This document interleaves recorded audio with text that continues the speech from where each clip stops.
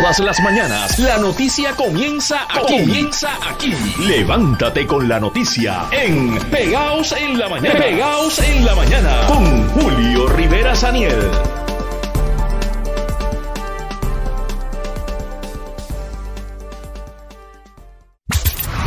Esto es Pegados en la Mañana. Bueno, señores, cambiamos de tema. Y nos acompaña esta hora Faustino González, el presidente del Colegio de Ingenieros y Agrimensores de Puerto Rico, que está haciendo un llamado a actuar para combatir el tema del cambio climático y adaptarnos antes de que sea muy tarde. Buenos días, don Faustino, ¿cómo está? Muy buenos días, Julio, para usted y para todos los callos. Estamos muy bien, gracias al Señor. Gracias por acompañarnos. Bueno, cuéntenos, ¿en qué consiste este llamado que se está realizando, ¿verdad? Para actuar, para atender este tema. Bueno, Julio, el Colegio de Ingenieros y Agrimensores de Puerto Rico ya lleva un tiempo haciendo este llamado para que pensemos cómo va a ser nuestro desarrollo de país de cara a los próximos 40 o 50 años, a tono con toda esta cantidad de fondos que está llegando, y como factor importante, y yo creo que uno de los más importantes, a tono con el cambio climático, que no es el colegio solamente, sino que hay muchas voces que se han unido y están advirtiendo de las consecuencias de no tomar acción y que han advertido por los pasados años. El colegio está unido en eso, 100%. Claro, y eso es importante. Yo creo que la gente cuando piensa en cambio climático, pues habla, qué sé yo, de si va a hacer calor o no, si va a llover o no, pero evidentemente eso tiene que tener un efecto sobre la manera en que planificamos nuestra sociedad, nuestra vida en sociedad. ¿Qué cosas le preocupan hoy al Colegio de Ingenieros y Agrimensores? ¿Qué cosas ustedes han identificado que probablemente no se están haciendo, ¿verdad?, desde el punto de vista de planificación de nuestros espacios comunes? Como bien usted dice, mucha gente relaciona el efecto del cambio climático con la ola de calor que nos está azotando, pero va mucho más allá. El cambio climático está derritiendo las capas polares, las capas de hielo, los polos, está aumentando así el nivel del mar y está afectando las zonas costeras a lo largo y ancho del planeta. En el caso de Puerto Rico, pues lo estamos viendo en áreas como Ocean Park, por mencionar alguna, la carretera 681 en Arecibo, donde ya el mar poquito a poco se está apoderando. Y nos preocupa, y yendo puntualmente a lo que nos pregunta sobre el desarrollo de este país, nosotros tenemos una ola de calor que viene básicamente desde mayo, principios de junio, y que no ha bajado, a pesar de que ya estamos en otoño. Y nuestro desarrollo, nuestros diseños de lo que vayamos a hacer en infraestructura, tanto eléctrica, de agua, residencial, tienen que ajustarse a los tiempos que estamos viviendo. Usted bien mencionó en la introducción del programa las casas con techos altos. Esas casas con techos de 10, 12 pies que eran fundamental, eran el modo de construcción allá para los años 50, los primeros años del siglo pasado. Entonces se modificaron para que fueran de 8 pies. Como usted bien dijo, el calor, que ya no es el calor que vemos a mediodía, sino que es el calor que se queda acumulado de la noche. Cuando vamos al próximo día, ya amanecemos con una temperatura de 75-80 grados dentro de la casa a las 6. Así mismo es. La ventilación cruzada. Nos hemos querido adaptar a los tiempos en el sentido del gusto de los clientes, de los desarrollos, y en vez de abrir las casas las hemos ido cerrando. Sí, parecen cajones a veces, ¿no? Que no entra aire ni de casualidad. Exactamente. Al parecer cajones, una de las cosas que lo ayuda a que ese calor se pueda sobrellevar un poco más es la ventilación cruzada de la casa, que muchas veces no las tienen. Todo dependiendo de aire acondicionado. Los aires se dañan. Y una de las cosas que padecemos es que construimos y no mantenemos. Claro.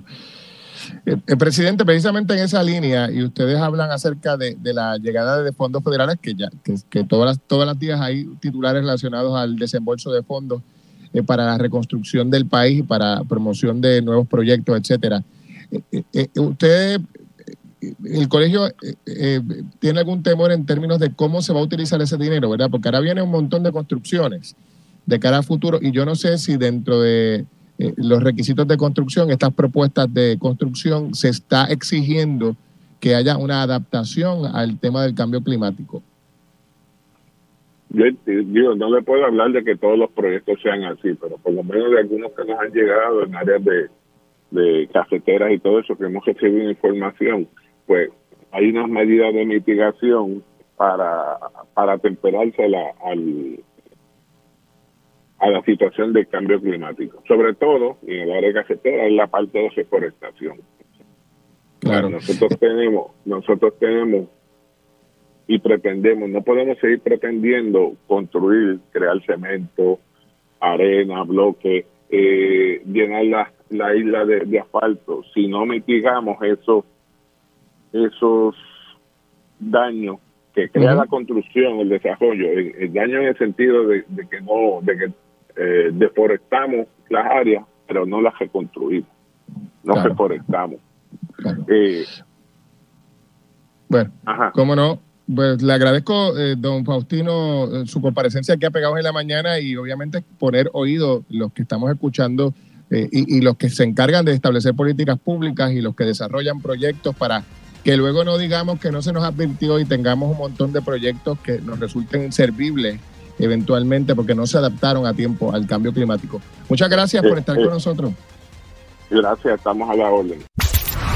Pero a esta hora le damos la bienvenida al secretario del Departamento de Agricultura, Ramón González Beiro. Buenos días, secretario, ¿cómo está? Buenos días, Julio, a ti y a todo el público que nos escucha. Gracias por acompañarnos. Bueno, ¿cómo está? Hemos llamado para hablar un poco sobre este tema recurrente, que es el tema de los cultivos, cómo están nuestros cultivos y cómo está el tema de la mano de obra. Y arranco por lo primero, ¿verdad? Preguntarle cómo estamos con los cultivos, sobre todo aquellos que son importantes para estas fechas que se avecinan. Pues mira, Julio, los cultivos de hortaliza están comenzando la siembra. Ha estado lloviendo bastante para el sur este año, y octubre es el mes más húmedo normalmente, y ha estado lloviendo bastante, así que se han retrasado un poco. Pero en cuanto a mano de obra, estamos en plena cosecha de café. El café, la maduración se retrasó un poco este año, y es ahora cuando ha venido a madurar bastante parejo, así que hay bastante gente trabajando. Hay muchos obreros extranjeros en muchas fincas, y es una práctica que vemos que va a seguir en aumento este año todavía más. Así que es algo que vamos a ver que se va a seguir ocurriendo, porque definitivamente si no conseguimos la mano de obra y queremos producir, hay que traerla de afuera ante la falta, ¿verdad?, de disponibilidad de mano de obra local. Claro, y vamos a atender ahora ese tema de la mano de obra. Pero me decía usted hace un minuto que el tema de las hortalizas se ha retrasado un poco. Para hablarle claro a la gente, cuando hablamos de hortalizas, ¿qué cultivos específicamente son los que se han retrasado? Mira, estamos hablando de todas las calabazas, melones de todos tipos, los pimientos, berenjenas. Todos estos cultivos comienzan a sembrarse alrededor de agosto, y transcurre esa siembra todos los meses más frescos, hasta marzo, abril, por allá, y después baja la intensidad de siembras por la presión de las plagas en el verano, sobre todo. Así que con la lluvia se ha ido retrasando un poco esa siembra, aunque hay productos, pero esperamos que tan pronto pare de llover ahora a finales de este mes, principio de noviembre, va a haber mucha gente sembrando al mismo tiempo. Secretario, usted que mencionaba ahora esto del retraso y también el retraso en la maduración del café, esto me recuerda unas notas que estuve viendo donde la comunidad global estaba discutiendo precisamente a la luz del tema del cambio climático, cómo esto viene afectando, no sé si es el caso, ¿verdad?, de lo que usted me ha estado hablando con el tema de las temperaturas y la lluvia, pero en otros países se está hablando de la posibilidad de replantearse las temporadas de cultivo e incluso las zonas de cultivo, a la luz de que pues, la temperatura ha cambiado, ¿verdad? Y hay zonas en las que se entendía que era adecuado la siembra de determinado producto, pero luego con el cambio se ha visto que ha habido un efecto de retrasar o de no permitir el cultivo de determinados productos. A nivel local, ¿se ha visto este efecto o se está pensando en la posibilidad de repensar la manera de cultivar? Hemos visto, y obviamente es un área de observación, mirando hacia futuro. Hemos visto en los últimos par de años algunos cambios en patrones de lluvia, en épocas de lluvia. Lo que tenemos este año, por ejemplo, de lluvias en septiembre, octubre, es lo normal, lo que tradicionalmente ocurría. Pero es algo que definitivamente vamos a seguir observando, porque vemos, a veces entramos en ciclos, ¿verdad? Y vemos a veces que hablamos de récord de temperatura, pero esta misma temperatura la hubo en el 60 o en el 50 y pico. Así que tenemos que ir midiendo y adaptándonos poco a poco a esos cambios, de estar preparados. Es lo que estamos haciendo. Vamos a estar preparados cuando ocurra. De hecho, el Comité de Cambio Climático que asesora el gobernador presentó un plan vastísimo de unas 600 páginas y habla del tema de la agricultura también y de cómo hay que replantearse eso de cara a futuro. Ahí estuve viendo el otro día, secretario, por ejemplo, que los productores de cerveza que estaban diciendo que el cultivo de centeno se había visto afectado, ¿verdad? De las uvas para los vinos también, zonas de cultivo se tienen que mover. O sea, que parece que ese es otro reto importante que tenemos que incluir en nuestros planes. Claro, definitivamente, y tenemos que estar dispuestos, analizando todo, porque esto es parte de la evolución del mundo. O sea, hay áreas que hoy se siembran que fueron desiertos y en miles de años pues volverá a ser tierra fértil, ¿verdad? Pero tenemos que irlo manejando. En el departamento estamos tomando medidas en varios sectores. Hoy hay un artículo y ayer en uno de los periódicos bien interesante de las cosas que estamos haciendo en cuanto a genética animal, biotecnología de plantas, para adaptarnos a todos esos cambios que pueden ocurrir y que ocurren rápidamente y poder tener comida disponible para el mundo.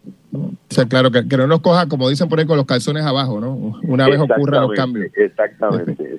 Definitivamente. Secretario, entonces, hablando sobre el tema de importación de trabajadores, de mano de obra para los cultivos, el número de personas importadas, por la ausencia de otro término, de personas que vienen a trabajar acá, ¿se ha mantenido estable, ha aumentado, se ha reducido? ¿Cómo lo ve? No, vemos, y en conversaciones con el Departamento del Trabajo ha seguido aumentando. Este año vemos más gente en fincas que tradicionalmente no traían mano de obra, están trayendo también. Es bien importante la época de siembra y cosecha.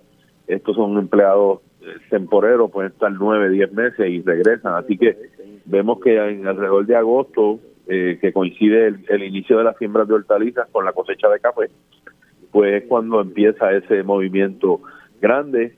Y para tratar de manejar, ¿verdad? Estos empleados ganan, hay que pagarle más, y la finca que esté utilizando empleados extranjeros tiene que pagarle a los locales lo mismo que cobran los extranjeros, según establece el Departamento del Trabajo de los Estados Unidos.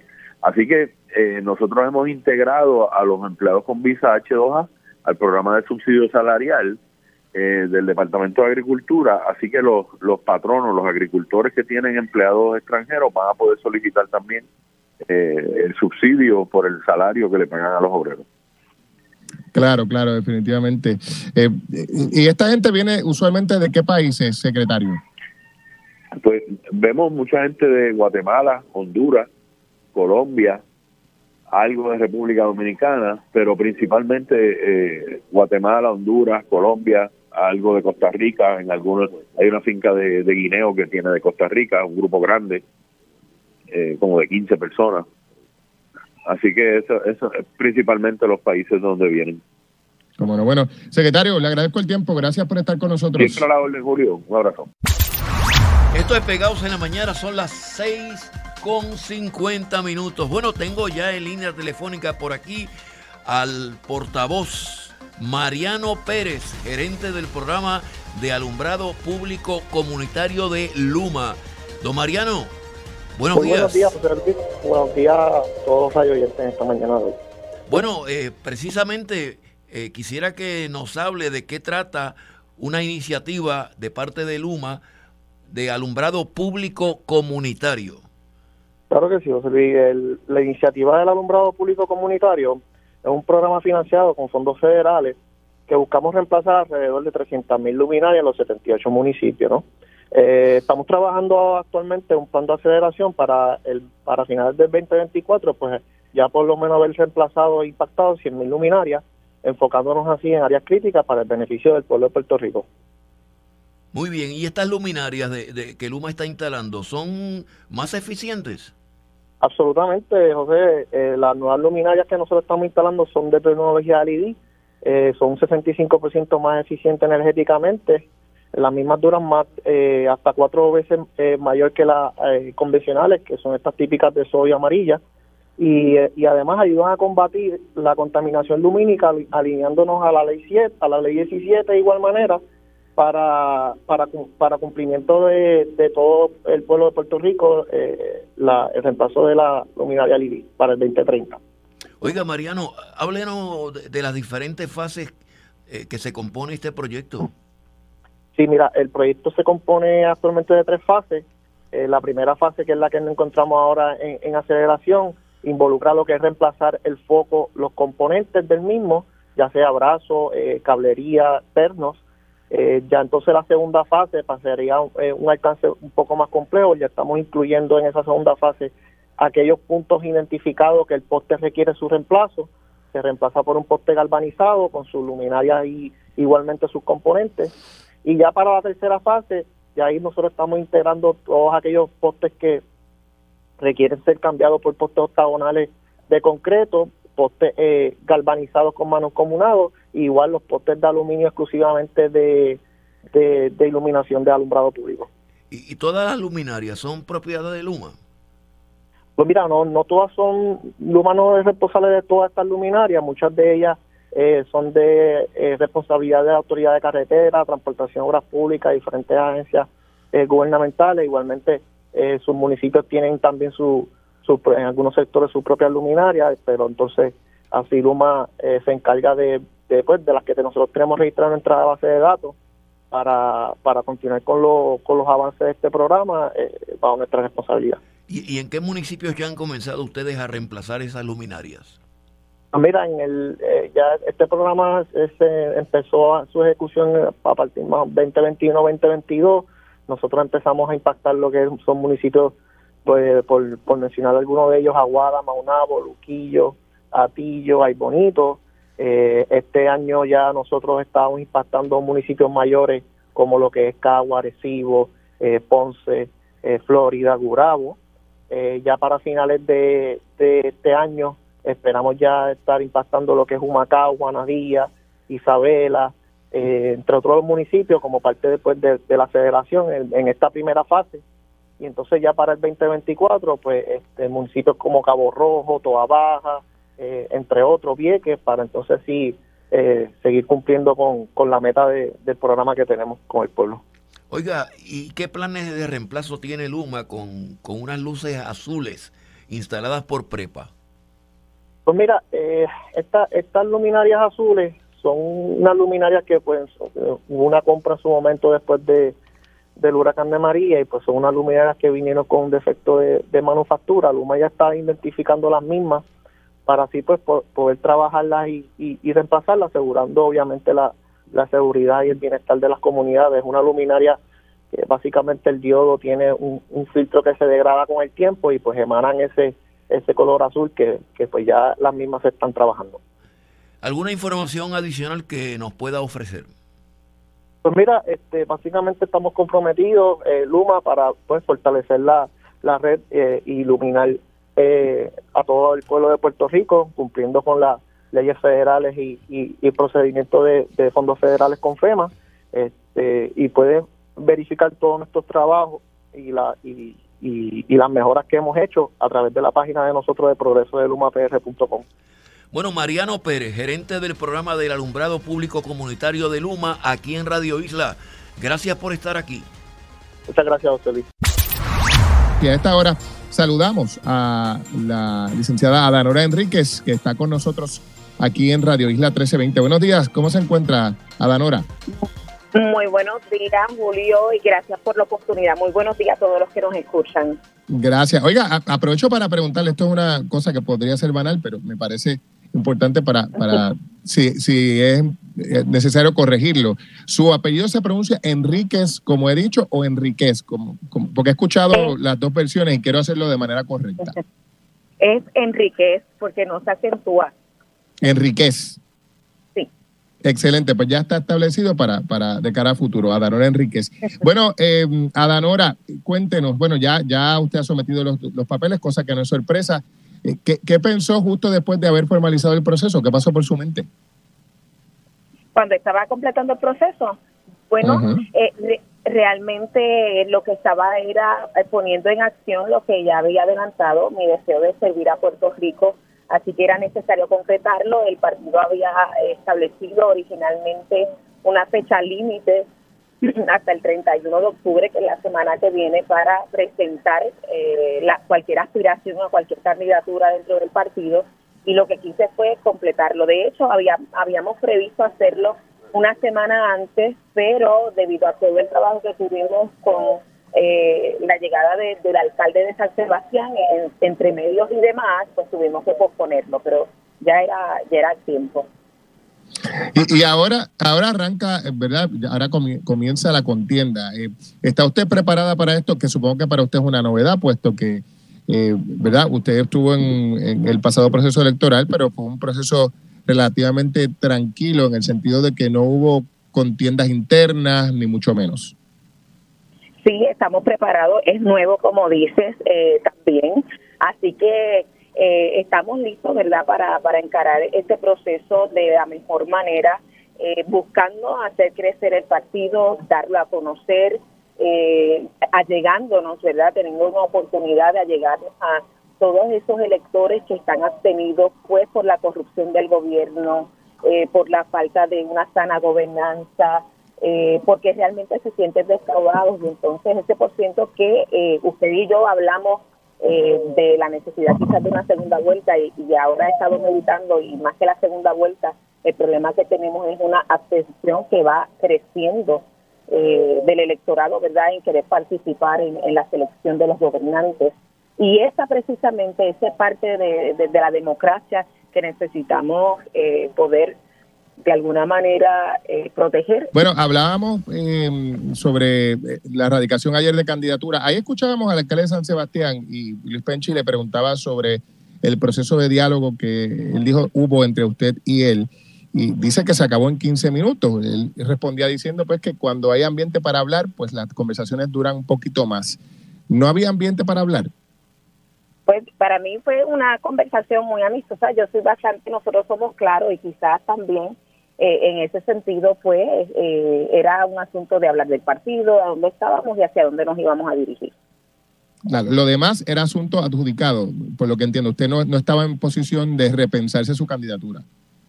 No, la realidad es que estábamos hablando todavía, y no se había movido al partido en ese momento en el que nosotros tuvimos el diálogo.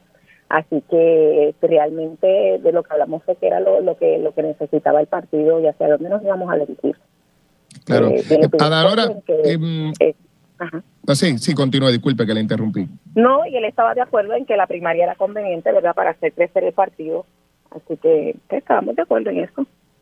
Cuando una persona dentro de una colectividad reta en primarias a un incumbente, se da porque la persona retante quiere lograr algún cambio con respecto a lo que ya existe. En el caso de usted, Adanora Enríquez, ¿qué es lo que le movió a procurar ese reto? Porque claro, hasta ahora el alcalde de San Sebastián, pero él acaba de llegar al juego. Antes estaba César Vázquez. ¿Qué es lo que usted quiere cambiar dentro del Proyecto Dignidad? Pues más que cambiar, es que entendía que evaluando las posibilidades de nosotros poder lograr llegar a fortaleza y la capacidad que tenía de conectar con distintos sectores que me pudieran dar su confianza para dirigir las riendas del país, pues eso me colocaba en una posición de mayor ventaja. Y como lo que nosotros buscamos es poder establecer sana gobernanza, más que pensar que se trata de un nombre o de otro, lo que tengo de frente o lo que consideré fue cómo era que nosotros podíamos llegar a servir a Puerto Rico de una manera más inmediata, ¿verdad? O sea, que en ese sentido, tal vez usted se ve como una persona, no hay diferencias de visión con César Vázquez, sino que es un tema de quién puede ganar las elecciones. Pues no hay realmente una distinta visión, porque los principios están claramente establecidos y son los mismos en los que yo creo, eso lo compartimos. O sea, que usted se ve, es un asunto de quién tiene mayor posibilidad de ganar. ¿Quién tiene mayor posibilidad de llegar para que podamos servir a Puerto Rico? Sí, eso es correcto. Bajo ese mismo argumento, hay quien podría levantar, que de hecho ya lo han levantado, que quien tiene más posibilidades de ganar en esta ocasión, no estando ya César Vázquez, es el alcalde de San Sebastián por su factor reconocimiento. ¿Qué dice usted sobre eso? Pues yo tengo el factor servicio a mi favor, ¿verdad? Y entonces he tenido servicio a través de Puerto Rico en distintas instancias, en distintos pueblos.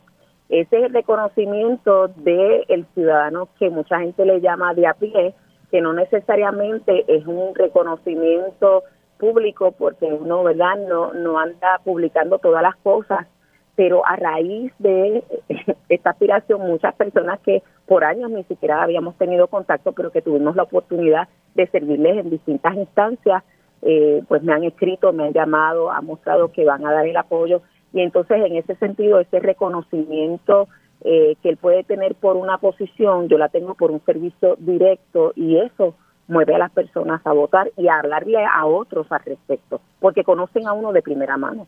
Eso es distinto entre él y yo. Uh-huh. Adanora,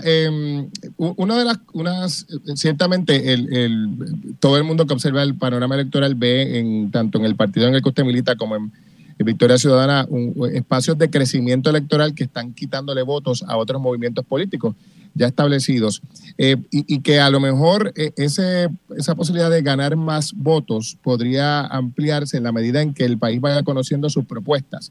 En el caso de Proyecto Dignidad, una de las cosas que se ha estado planteando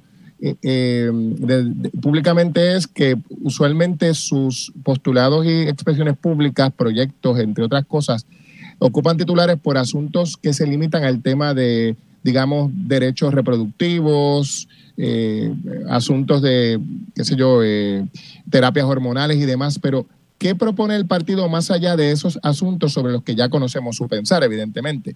¿Qué piensa Proyecto Dignidad o qué propone más allá, o más que Proyecto Dignidad, usted como precandidata? ¿Qué propone usted más allá de estos temas como de derechos reproductivos, terapias hormonales, etcétera?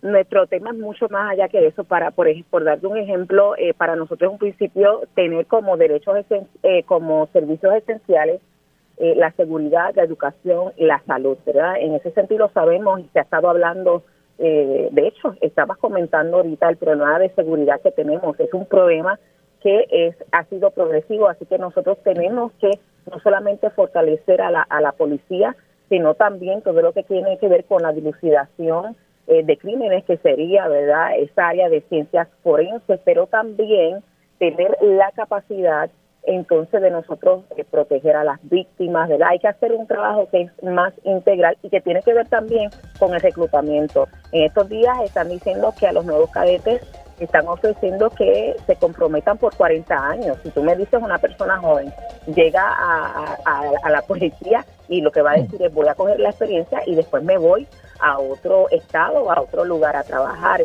Esas cosas de base tienen que cambiar, debería ser 20 años de servicio. Tenemos que tener una campaña también de prevención. O sea, hay muchas cosas que hay que hacer en el ámbito de seguridad. Para mí es esencial. Yo aspiro a volver a tener, lo que yo digo, que los niños jueguen en las calles, pero es el sentido de que haya libertad, ¿verdad?, para poderlos ver, disfrutar libremente de eso. Uno como padre, tenerlos que estar protegiendo de continuo por la inseguridad que hay. Un segundo detalle es la educación. Nosotros tenemos un sistema educativo actualmente que no le sirve a su matrícula, pero que si nosotros logramos y tenemos ahí los fondos, administrar para servir a la matrícula, de inmediato implicaría un respiro económico para muchas familias que se llevaron a sus hijos a la corriente privada, ¿verdad?, por mencionar algunos. Así que de hecho también tenemos un problema de la distribución de agua, sobre todo en los pueblos del sur, que también tenemos que trabajar con infraestructura. Así que es mucho más amplio de lo que se habla, pero tienen que darnos, ¿verdad? Tenemos ahora una oportunidad de darlos a conocer. Por eso te digo que este proceso es tan importante. cómo no. Adaonora Enríquez, gracias por estar con nosotros aquí en Radio Isla 1320. Muchos saludos y gracias por acompañarnos. Saludos, muchas gracias. César Vázquez, lo tenemos con nosotros vía telefónica. Buenos días, doctor. Saludos, Julio. Saludos a ti y a todo tu público. Buenos días. ¿Cómo está todo? Muy bien, muy bien, muy bien. Aquí uno preparándose para las luchas del día. Mire, entusiasmado con esta idea de la primaria en el partido.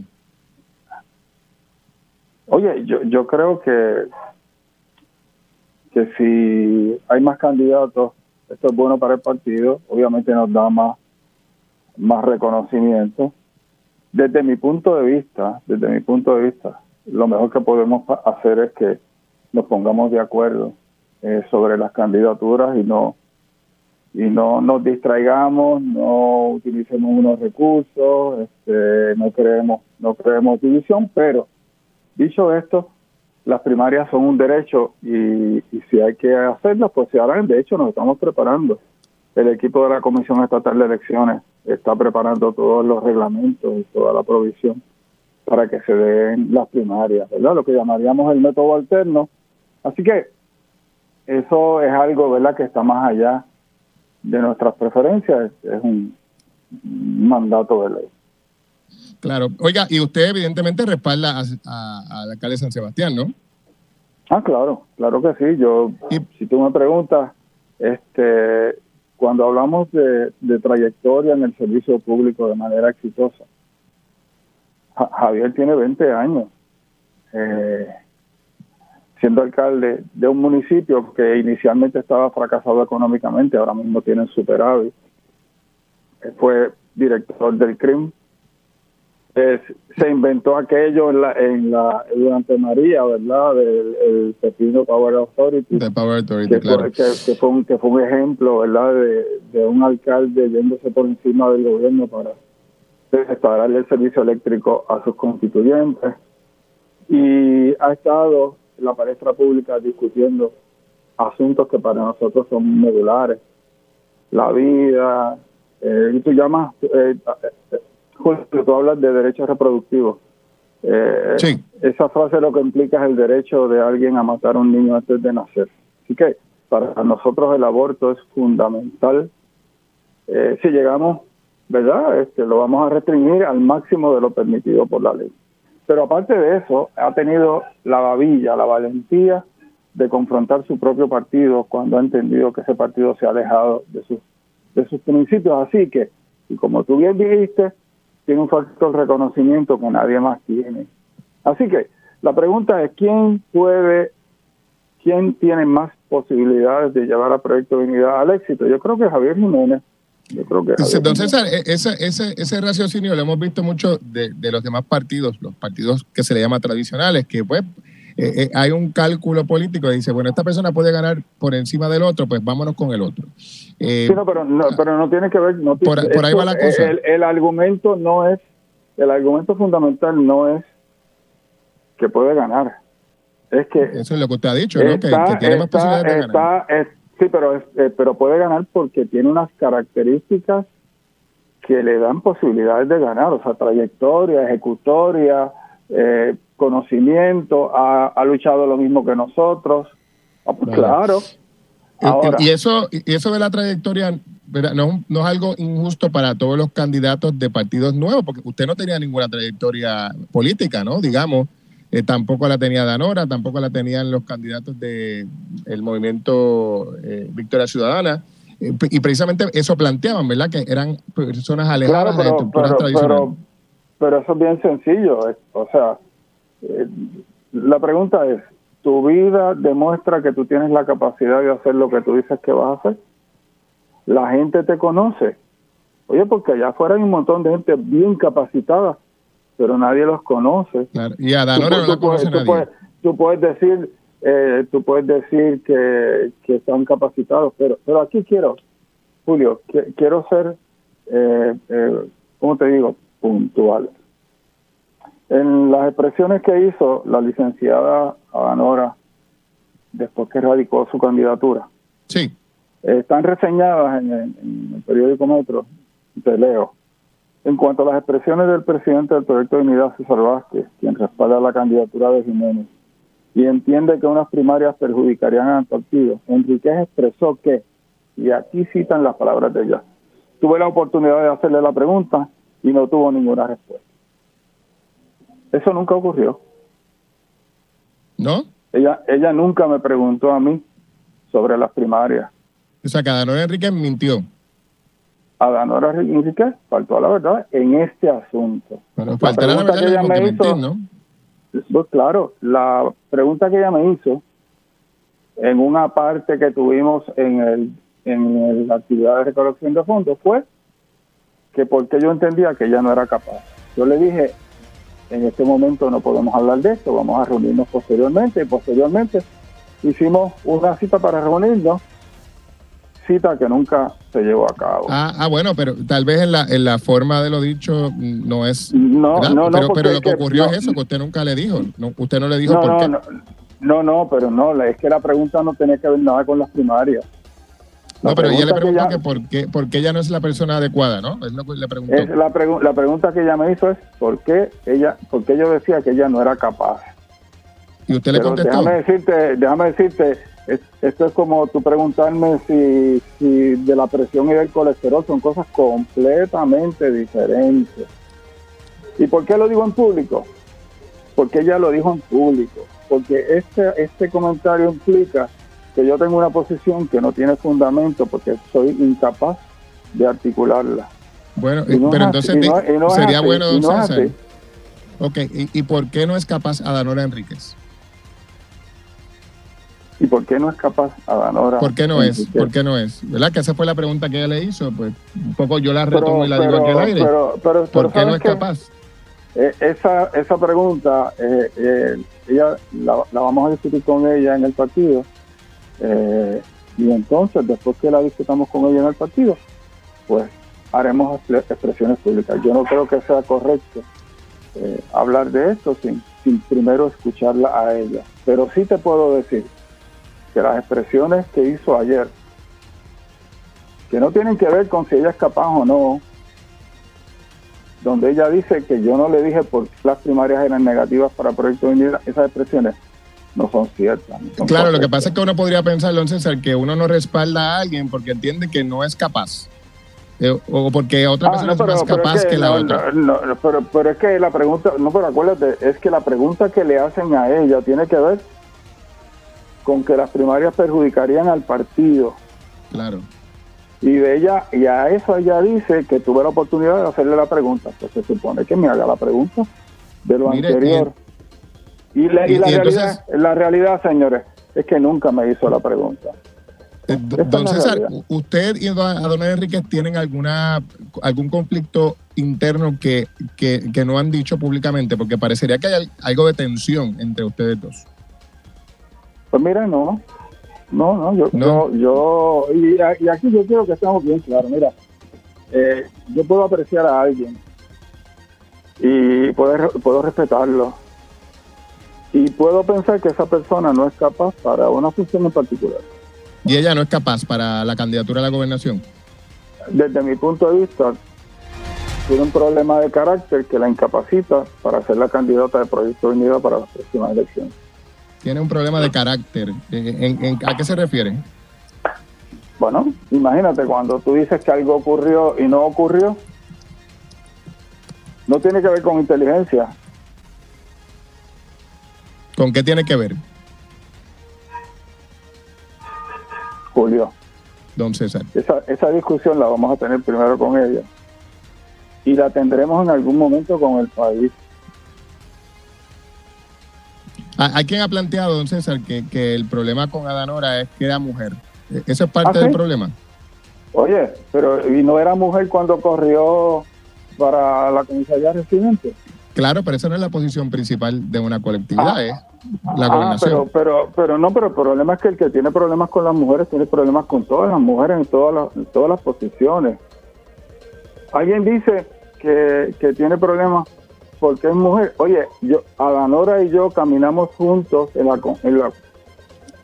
la coalición ciudadana en defensa de la familia a principios del 2000. Ella era mujer y era negra. Ella era la directora ejecutiva y yo era el portavoz. Nunca tuvimos problemas. O sea, ¿tú sabes lo que pasa? Que Sí. adjudicar que yo tengo problemas con ella porque es mujer es una canallada. Porque la secretaria general es mujer y fui yo quien la nombré. La secretaria alterna es mujer y yo quien la nombré. Las dos candidatas al Senado y a Cámara son mujeres y no tengo ningún problema con eso. Y de momento, cuando no se puede recurrir a argumentos, se recurre al prejuicio. Y ese es el problema. Don César, le agradezco el tiempo como siempre. Gracias por estar con nosotros aquí en Radio Isla 1320. Claro que sí. Buenos días a todos. Nos acompañan a esta hora Lourdes Aponte, presidenta del Centro Unido de Detallistas, y la señora Diana Font, de la Asociación de Comerciantes del Viejo San Juan, espacio donde además se está elaborando ya un código de orden público que contempla horarios de cierre. Buenos días a ambas, ¿cómo están? Buenos días, saludos Julio, saludos a Diana. Saludos a ti, Lourdes. Gracias por estar con nosotras. Bueno, quería preguntarles precisamente a ustedes que un poco representan el sector comercial, ¿qué les parece a ustedes esta discusión que pone sobre los negocios en gran medida la responsabilidad del tema de la criminalidad, ¿verdad? Y atarlo al horario en el que operan los negocios en San Juan y en el resto del país. ¿Qué les parece a ustedes? Mira, Julio, a nosotros nos preocupa grandemente, ¿verdad? Porque hay unos derechos que a todo ciudadano nos asiste, ¿verdad? Y que está respaldado en nuestra Constitución. ¿Hasta qué punto vamos a continuar los negocios cargando con una responsabilidad que realmente nosotros tenemos un problema social y la criminalidad es que está viviendo nuestro país? Mira, eso responde a esta gran enfermedad socialmente que tenemos, que es la criminalidad. Aquí estamos viendo solamente la punta del iceberg. Estamos también entrando, ¿verdad?, en una intromisión del Estado en todo negocio. Realmente es preocupante en la manera en cómo esto se vaya a establecer. Nosotros no tenemos ahora mismo cuáles son esos criterios. Nosotros realmente queremos, ¿verdad?, ser parte colaborativa, buscar un justo balance, pero de momento el continuar dándole ya poderes de por sí que ya tiene el Estado, que de por sí ya dentro de un código de municipal, ¿verdad?, a todo alcalde y máxime, siendo un municipio autónomo.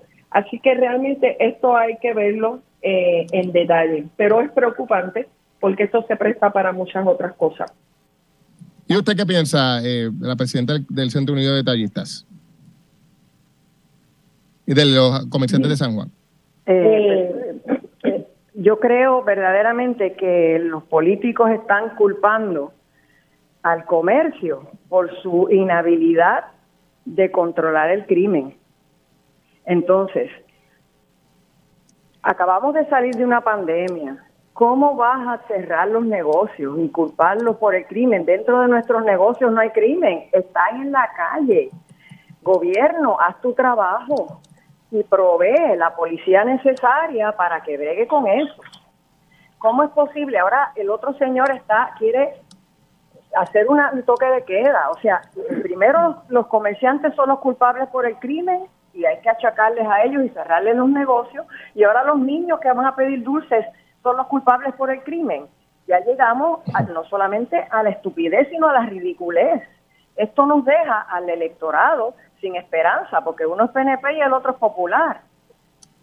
Y están tomando unas decisiones malas para la economía, malas para la gente que quiere trabajar y echar para adelante, y ahora vamos entonces a interferir con los niños que van a buscar los dulces de casa en casa. Es increíble la falta de inteligencia, la falta de visión y la falta de conocimiento de cómo se levanta un país y cómo se levanta la economía.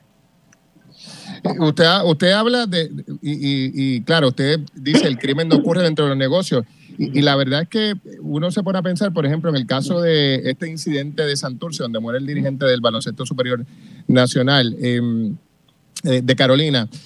cuando uno ve los detalles de la investigación, la policía plantea que este dirigente estaba con una persona con la que no debería haber estado, ¿verdad? Una persona con un expediente criminal, con señalamientos de asesinato, etcétera, etcétera.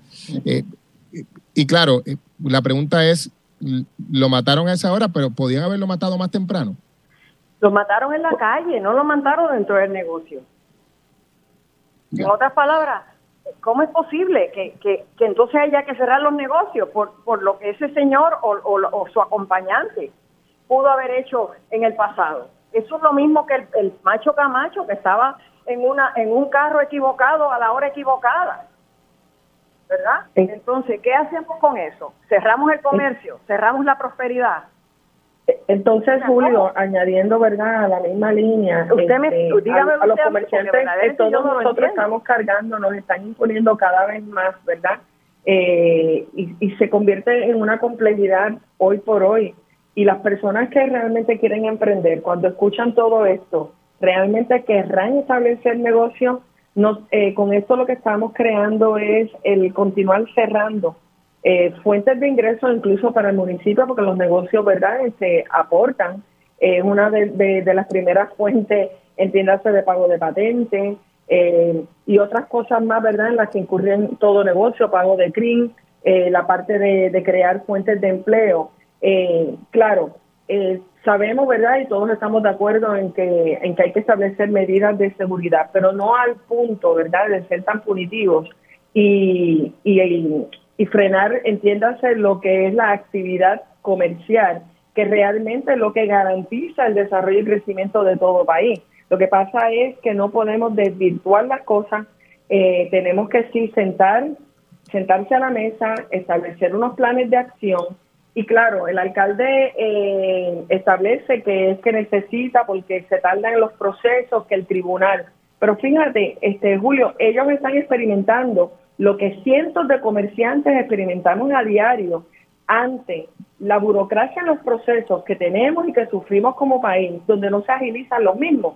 Es lo mismo que está atravesando el alcalde. Lo único que él va a tener la llave para, dependiendo cuáles van a ser los criterios que vayan a estar utilizando aquí, porque si usted comerciante que tiene que, ¿verdad?, que cumplir y tener su negocio en ley y orden y se le expide un permiso para lo que fue solicitado, bueno, usted es responsable y tiene que cumplir por el mismo, pero claro, no podemos generalizar a todos los negocios por igual.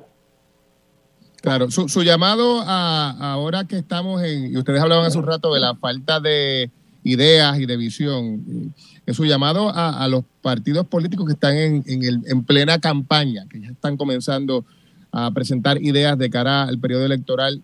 ¿Es cuál? Porque, claro, siempre que hablamos del crimen, lo que se escuchan son propuestas de este tipo, de cerrar negocios, de toques de queda, de códigos de orden público. ¿Cuál es su llamado a los partidos que están a las puertas de comenzar a presentar sus propuestas para atender el tema del crimen? Pues mira, Julio, nosotros el llamado es, aquí tienen que hacer un plan de país. Y no se trata de poder cerrar, y como muy bien mencionó el alcalde, que está falto, ¿verdad?, de efectivo para manejar toda un municipio como es el municipio de San Juan, con 664 efectivos de la comandancia municipal. Ahora, ¿qué plan se puede crear para incentivar, ¿verdad?, para hacer ese llamado? Hay muchas otras maneras que se tienen que trabajar y se tiene que ir realmente a la raíz.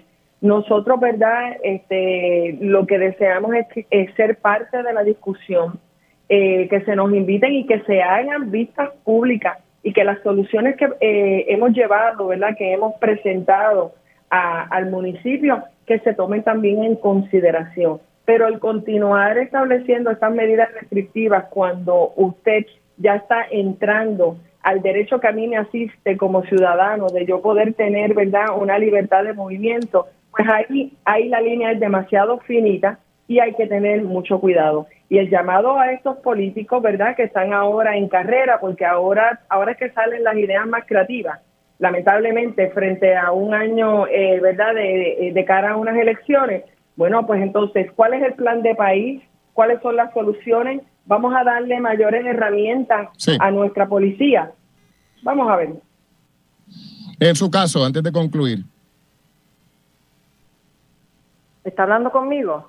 Sí, porque ya asumió su turno la señora Aponte.